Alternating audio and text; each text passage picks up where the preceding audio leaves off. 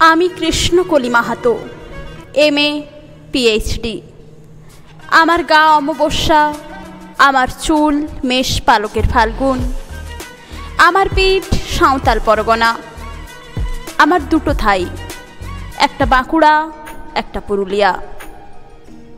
আমি গড়িয়াহাটার মেয়েদের মতো আরশোলা দেখলে ভয়ে পালিয়ে আসি না। বোমায় বাঁ হাত উড়ে যাওয়া বাবা কতবার আমার বই পুড়িয়ে দিয়েছে, কতবার আমার দুঃখী মা বলেছে মেয়েদের বড় হতে নেই।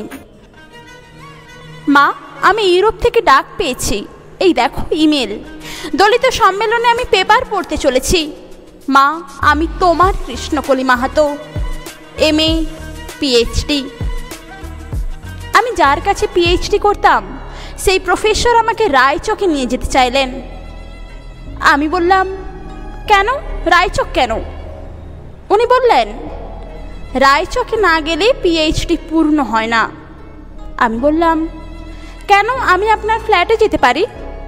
উনি আঁতকে উঠে বললেন, না না, আমার বাড়ি না। আমার PhD 1 বছর পিছিয়ে গেল।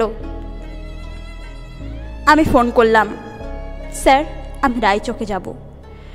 হোটেলের ঘরে তিনি আমার মুকুটমণিপুরে হাত দিলেন, আমার সাঁওতাল পরগনার হুক খুলে ফেললেন। হাঁ হয়ে দেখতে থাকলেন আমার বাঁকুড়া, আমার পুরুলিয়া। আমার 2 অগ্নিগোলকের কাছে মুখ নিয়ে এলেন। তখনই চিৎকার, আগুন আগুন আগুন, আমি পারবো না।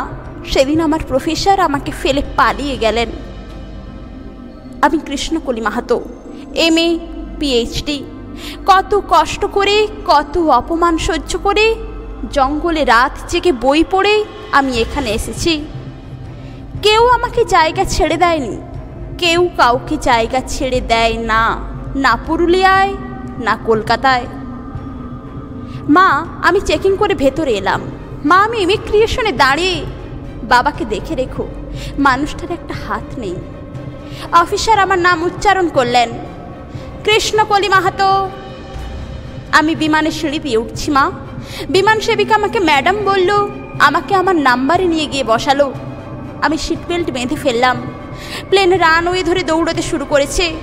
দৌড় দৌড় দৌড়, কি গতি, কি তেজ, কি আওয়াজ! আমার মনে হলো বিমান রানওয়ে ধরে দৌড়চ্ছে না, দৌড়চ্ছি আমি আমি আমি। আমি কৃষ্ণকলি মাহাতো, MA PhD। আমি কৃষ্ণকলি মাহাতো।